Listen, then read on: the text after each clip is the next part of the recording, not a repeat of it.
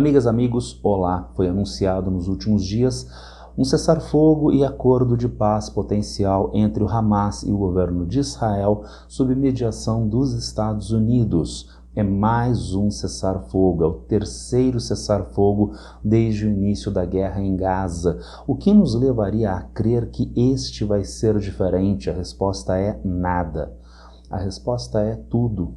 A resposta é nada. Nada nos leva a crer que isso vai dar certo, porque as complexidades inerentes à região, a animosidade dada entre as partes, a ausência de interlocutores confiáveis continua dada na atualidade, como nos últimos meses, como nos últimos anos. Mas é um terceiro acordo.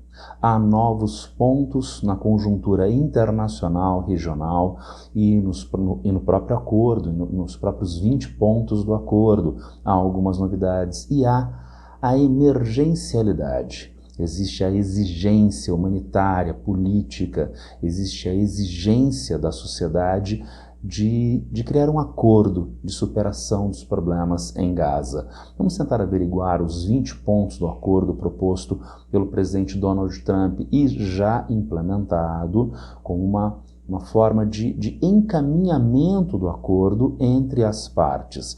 Vamos dar uma averiguada nesses pontos, a começar pelos pontos número 7 e 8. O sétimo ponto do acordo diz o seguinte: após a aceitação do acordo, toda a ajuda humanitária necessária será enviada a Gaza. E o oitavo ponto é: a entrada e a distribuição da ajuda humanitária serão realizadas sem interferência e através das agências das Nações Unidas. Hoje nós temos uma empresa privada ligada ao governo dos Estados Unidos e de Israel fazendo a distribuição de ajuda humanitária, que não é ajuda humanitária. São matadouros para palestinos em Gaza, sendo que a situação humanitária em Gaza, em termos de alimento, água, inclusive, e também medicamentos, é uma situação crítica em diferentes aspectos. Então esses pontos 7 e 8 de ajuda humanitária gerenciada pelas Nações Unidas são dois pontos fundamentais para o momento atual. Isso é reforçado através de reportagem das Nações Unidas, que diz o seguinte: mais de 500 mil de pessoas em Gaza estão presas à fome, marcada por inanição generalizada, miséria e mortes evitáveis, de acordo com uma nova análise da classificação integrada de fases de segurança alimentar, IPC na sigla em inglês. Mas o que é IPC em relação à segurança alimentar? Nós já temos vários podcasts neste canal, no GeoVest, acerca de segurança alimentar aqui no Brasil. O IPC, nesse caso, é um índice utilizado pela ONU, pela Organização das Nações Unidas, a partir de agências internacionais. Esse índice é dividido em 5 categorias, de 1 a 5. Nós temos o nível 1, que é o nível mínimo de fome, nenhuma fome. O nível 1 é caracterizado por: a maioria das famílias tem acesso adequado à alimentação e às necessidades básicas. O nível 2 é classificado como estresse. Nesse caso, as famílias conseguem se alimentar, mas sacrificam outros gastos essenciais como saúde e educação. O nível 3, mais grave, nós temos crise na qual nós temos o consumo alimentar reduzido, o aumento da desnutrição, a dependência das populações de ajuda humanitária. O nível 4 é emergência, onde as taxas de desnutrição são agudas, onde nós temos aumento da mortalidade e tendência de esgotamento dos recursos. O último nível, mais problemático, nível 5, catástrofe ou fome propriamente. Nós temos fome generalizada, morte por inanição e colapso total do acesso a alimentos. Mas como em relação a esses 5 patamares de segurança alimentar do IPC, como está dada a população de Gaza neste momento? Segundo a mesma reportagem das Nações Unidas, nós encontramos, até o final de setembro, mais de 640 mil pessoas enfrentarão níveis catastróficos de insegurança alimentar, classificados como a fase 5 do IPC, em toda a faixa de Gaza. Mais de 1,14 milhão de pessoas no território estarão em situação de emergência, fase 4, e outras 396 mil pessoas em situação de crise, a fase número 3.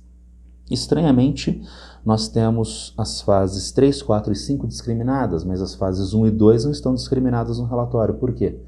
Porque praticamente toda a população de Gaza está a partir da fase 3 do IPC, sendo que a fase 4 seria a mais numerosa, com 1,14 milhão de pessoas, e a fase 5, a segunda mais numerosa, com 640 mil pessoas. Portanto, voltando aos pontos 8 e 7 do acordo proposto por Donald Trump, isso é fundamental, porque a entrada de água e comida em Gaza hoje é uma emergência, é uma necessidade. Não apenas água e comida. Ajuda humanitária no que diz respeito a atendimento médico hospitalar. Também da reportagem das Nações Unidas nós encontramos. A Organização Mundial da Saúde diz que 42 mil pessoas em Gaza têm lesões graves com acesso limitado à reabilitação. A reportagem nos traz que o relatório da ONU destaca que 25% dos feridos são crianças. Mais de 5 mil pessoas passaram por amputação desde o início do conflito. Outras lesões incluem danos no cérebro, na medula espinhal e queimaduras. Apenas 14 dos 36 hospitais permanecem apenas parcialmente funcionais. Então, eu insisto que os itens 7 e 8 do acordo são essenciais para a colocação de remédios, água e comida para a população de Gaza, que precisa disso desesperadamente. Vamos a mais pontos. O 12º e 16º ponto do acordo proposto por Donald Trump. O ponto número 12. Não haverá deslocação forçada e aqueles que saírem voluntariamente terão o direito de regressar, embora as pessoas sejam encorajadas a ficar e tenham oportunidade de construir uma Gaza melhor. Isso é o que diz o ponto número 12. Vamos ao 16º ponto. Israel não ocupará nem anexará Gaza, retirará gradualmente para transferir o controle para ISF, já vamos averiguar a ISF, e manterá um perímetro de segurança se necessário. Esses dois pontos também são muito importantes, porque eles dizem respeito a uma questão prática e histórica junto ao povo palestino. Até o final do século XIX, essa região era ocupada majoritariamente por árabes muçulmanos sunitas, que nós viríamos a denominar palestinos. Não adianta nós pensarmos, e à luz do sionismo, que essas terras foram dadas aos judeus por Abraão no Paleolítico.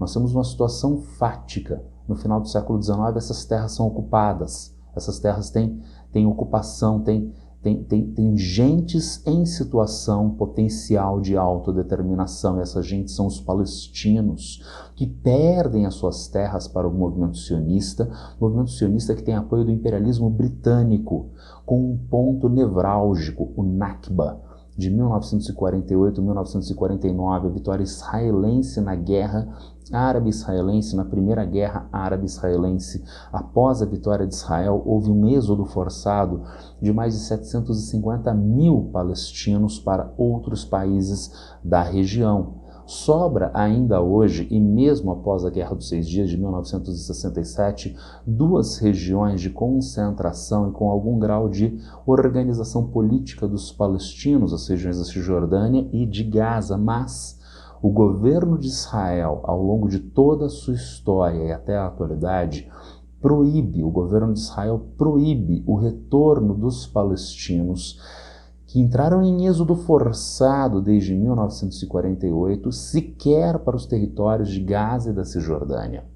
A alegação mais explícita, racionalmente dada e explicitada, seria segurança demográfica. Um retorno desses palestinos criaria um desequilíbrio demográfico nas fronteiras de Israel, entre uma pequena quantidade de israelenses judeus em Israel frente a uma enormidade de palestinos muçulmanos sunitas às cercanias. Esta é uma alegação mais racional e explicitada, mas nós temos um outro aspecto importante.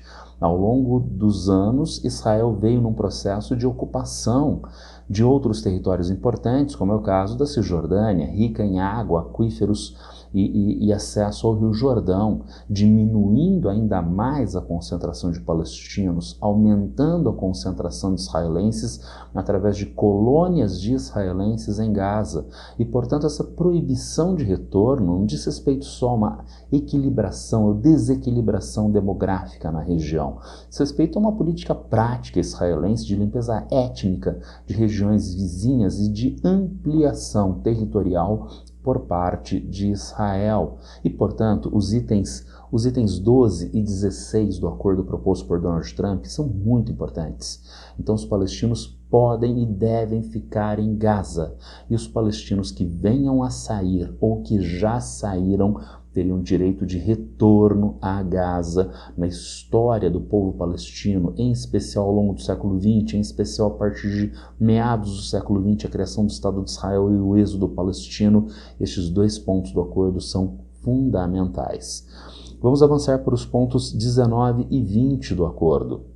O 19º ponto: à medida que a reconstrução avança e as reformas são implementadas na autoridade palestina, abrir-se-á a possibilidade de autodeterminação e a criação de um Estado palestino. Gente, esse acordo foi feito pela diplomacia americana e dialoga com o governo de Israel. Então vejam o final do 19º ponto: a autodeterminação e a criação de um Estado palestino. Alguém precisa avisar a Israel e aos Estados Unidos que o Estado da Palestina já existe. O Estado da Palestina não só existe, como ele é reconhecido por 155 dos 193 países da Assembleia Geral das Nações Unidas.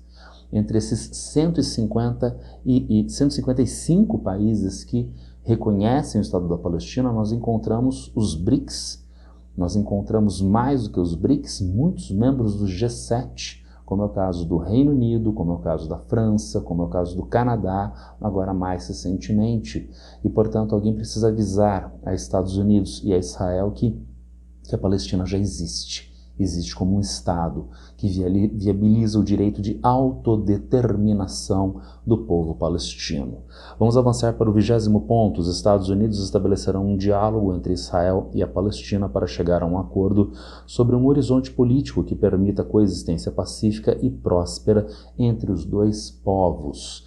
Aqui nós temos um ponto bastante problemático, porque nós estamos pensando num acordo entre as partes, e diz o 20º ponto: os Estados Unidos estabelecerão um diálogo entre quais partes? Israel e Palestina.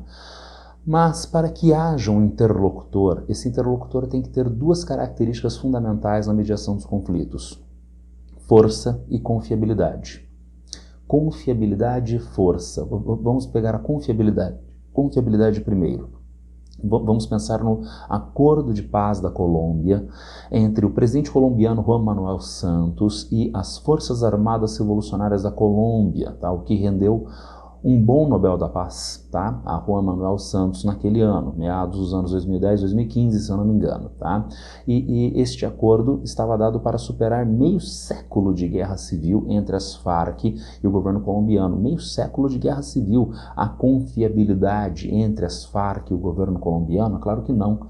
E por isso há mediadores confiáveis, entre outros os governos de Cuba, o próprio Vaticano e o governo da Noruega. São governos confiáveis tanto para as Farc quanto para o governo colombiano, que conseguiram então mediar e viabilizar este acordo de paz. Vamos jogar isso para o cenário da Palestina, para o cenário de Gaza. Será que os Estados Unidos seriam uma entidade política confiável na visão de Israel? Não, sem dúvida alguma. E na visão dos palestinos? E na visão dos palestinos de Gaza? Acho que não. Mas aí aparece a outra parte importante, a questão da força. Um mediador precisa ter força para implementar o acordo. O Vaticano tem força para implementar o acordo de paz na Colômbia? Não, o Vaticano não tem muitas armas nucleares na atualidade, mas ele tem o capital político, junto com o governo cubano, o governo norueguês, em um contexto mundial de pressão. Quem teria esta prerrogativa para Gaza-Israel? Será que é o governo do Nepal? Vamos imaginar que o governo do Nepal fosse confiável para tanto palestinos quanto israelenses. Mas ele tem força militar, econômica, política, ideológica para implementar o acordo? Não, não tem. Só tem um governo no mundo que tem essa força, que é o dos Estados Unidos. Não é porque os Estados Unidos é o mais incrível, poderoso, é o país mais poderoso da atualidade, mas na região ele é o único que tem a capacidade de mobilizar os atores, em especial Israel, para a implementação deste acordo. E, portanto, se os Estados Unidos não têm confiabilidade na visão dos palestinos, mas ele é a única entidade política que tem força para a implementação do acordo. Estamos introduzindo nesse momento do podcast a questão da factibilidade. Existe o acordo que pode ser pensado no paraíso, o acordo que é perfeito, mas a gente tem a ideia de um acordo que seja passível de ser implementado realmente. Então não dá para descer o Espírito Santo e ser o mediador do acordo entre Gaza e Israel, mas a gente tem os Estados Unidos como este mediador possível neste momento. Vamos agora para dois pontos extremamente problemáticos do acordo que merecem a nossa atenção. Os pontos número 9 e 15. O 9º ponto do acordo diz: Gaza será gerida por um comitê tecnocrático supervisionado por um Conselho de Paz Internacional presidido pelo próprio Donald Trump, que inclui o ex-primeiro-ministro britânico Tony Blair. Uma autoridade palestina reformada assumirá o controle posterior. A ideia, então, de um governo palestino tecnocrático, que não tenha vinculação político-ideológica, que junto com o ex-primeiro-ministro britânico Tony Blair e com os Estados Unidos na liderança de tudo, na figura de Donald Trump, para um gerenciamento provisório temporário de Gaza. Aí aparecem alguns problemas graves. Não há tecnocracia. Tecnocracia traduziria uma ideia de um governo técnico sem vinculação político-ideológica. Tecnocracia traduziria a ideia de neutralidade, que não existe na realidade, ainda mais um exercício político. E, portanto, tecnocracia não existe. Nesse ponto, o acordo é completamente falho. Mais ainda, por que Tony Blair? Por que o Reino Unido? É uma espécie de retorno ao mandato britânico de 1922, é uma espécie de retorno a Sykes-Picot, a divisão do Oriente Médio, Ásia Ocidental entre França e Reino Unido, as potências que viriam ser vencedoras da Grande Guerra. Então a gente tem uma volta, né, aos fantasmas do imperialismo através do convite ao Reino Unido, a Tony Blair na participação deste acordo, desse governo provisório. E finalmente, por que Trump?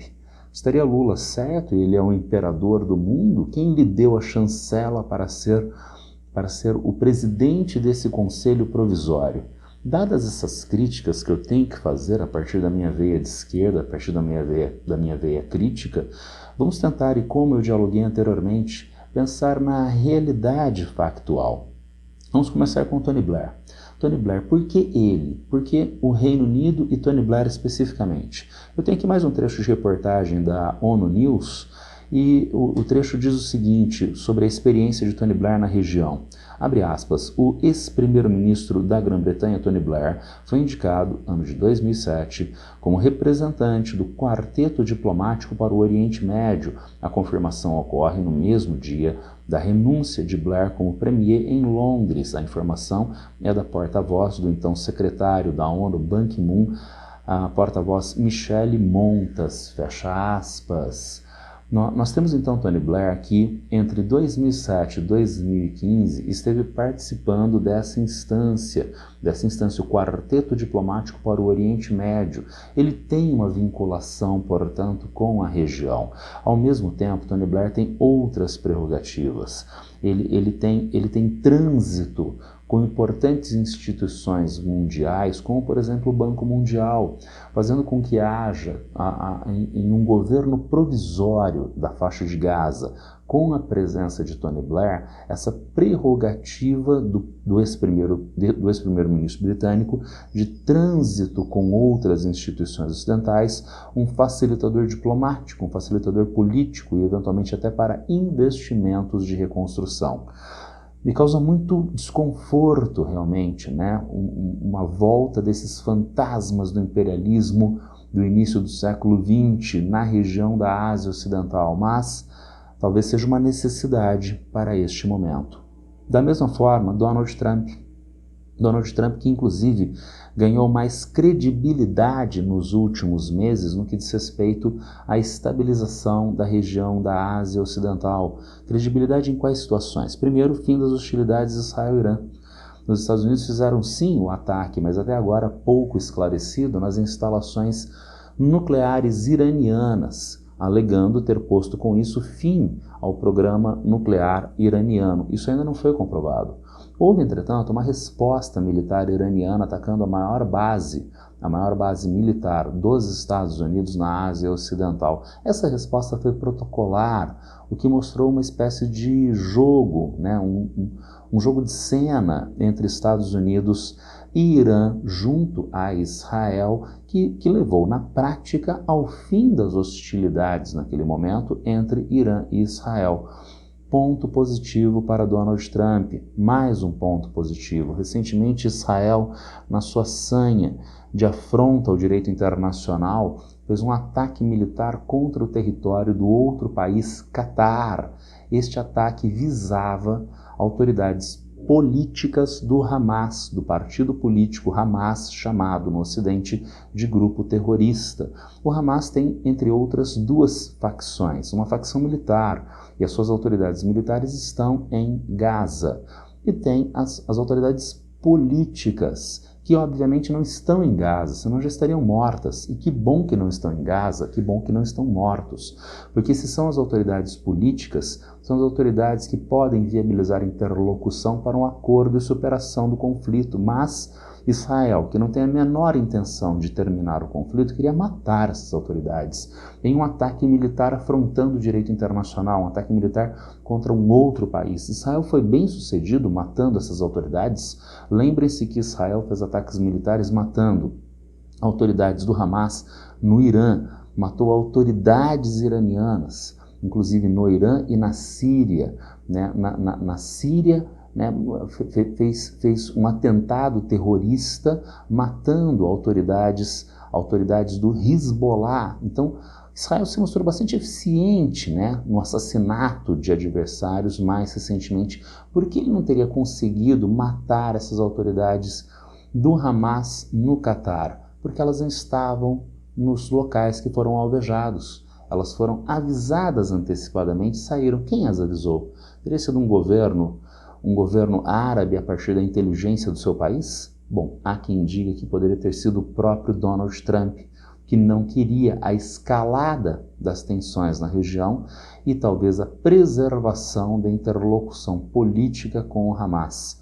Se isto é uma dúvida, o que é certeza é o que foi mostrado na imprensa internacional mundial. A repreenda de Donald Trump ao primeiro-ministro israelense Benjamin Netanyahu e que o obrigou a pedir desculpas ao governo do Catar. Então, esses dois aspectos, o fim das hostilidades com o Irã desde Israel e o episódio recente, né, através do qual as autoridades do Hamas não foram de fato atingidas no Catar e houve a pressão americana para o pedido de desculpas de Israel, isso deu mais credenciais a Donald Trump. Com isso, estou afirmando que Donald Trump merecia de fato o atual Prêmio Nobel da Paz, que ele merecia mais do que Maria Corina. Bom, né, um cone de trânsito mereceria mais o Prêmio Nobel da Paz do que Maria Corina, tá? Porque Maria Corina, expressão da extrema-direita venezuelana, né, que tem declarações de alinhamento com o governo Milei, com Jair Bolsonaro, com outros ícones da extrema-direita, por exemplo, europeia, que já defendeu as ações militares dos Estados Unidos contra o seu próprio país, a Venezuela. Então, um cone de trânsito seria melhor do que Maria Corina para receber o Prêmio Nobel, tá? Isso não coloca, entretanto, Donald Trump na posição diametralmente oposta. Simplesmente eu estou dizendo, não que ele merecia o Prêmio Nobel, mas que nos últimos tempos ele ganhou mais credenciais dentro das pouquíssimas que ele tem para viabilizar este acordo de paz na região. Os Estados Unidos têm força para isso, é o único ente político que tem. E o governo Trump, com estes eventos, ganhou um pouco mais de credibilidade. Vamos ainda no nono ponto, né, do acordo proposto pelo próprio Donald Trump, de superação dos conflitos na região. Vamos nesse nono ponto, no aspecto mais nevrálgico, que é a ideia de governo tecnocrático em Gaza. Não seria um governo do Hamas, seria um governo de técnicos, especialista em educação, especialista em infraestrutura. Sabemos aqui no Brasil que isso não existe. Sabemos aqui no Brasil que isso não existe a partir do governador de São Paulo, né, que vendia a imagem de ser o governador técnico, tá certo? Ele não tem vinculação política e sobe em palanque para ficar defendendo anistia para golpista, sobe em palanque para dizer a besteira de que governador de um estado que é São Paulo não acredita na justiça. Palavras de Tarcísio, não acredito na justiça. Então, será que existe o técnico, o tecnocrático? É claro que não existe. Sempre há uma vinculação político-ideológica. E esse novo governo palestino provisório terá uma vinculação político-ideológica e ainda mais claramente ligada ao Hamas, que é extremamente capilarizado junto à Palestina, que obviamente terá pessoas dentro deste governo, quer os Estados Unidos e Israel gostem e saibam ou não. E então isto mostra a falência do acordo? Não. Isso mostra mais um jogo de cena inerente ao acordo. A ideia de um governo tecnocrático pode ser um marketing político poderoso, não é uma realidade. É um marketing político poderoso. Marketing político para quem? Para a própria autoridade palestina. Haveria uma descapitalização política para o atual presidente da autoridade palestina, Mahmoud Abbas, se ele tivesse que compor um governo com o Hamas, separados, divididos que estão desde meados dos anos 2000. Um governo na Palestina pode ter a participação, um governo em Gaza pode ter a participação da autoridade palestina, que não firmaria governo de fato com o Hamas, mas com um governo provisório tecnocrático em Gaza, um jogo de cena importante na política regional, países árabes e Israel. O acordo de 20 pontos de Donald Trump já foi aprovado pelas autoridades israelenses, mas sob críticas da extrema-direita no governo israelense, que tem forte apoio na sociedade israelense neste momento. Um governo do Hamas em Gaza alimentaria estes críticos e colocaria o acordo a fazer água, o acordo afundaria. Então, mais um jogo de cena político. Não é o governo do Hamas, é um governo tecnocrático. Hamas que também não é visto com bons olhos por governos árabes da região, como é o caso do governo do Egito. O governo do Egito luta no seu próprio território contra a mãe do Hamas, que é a Irmandade Muçulmana.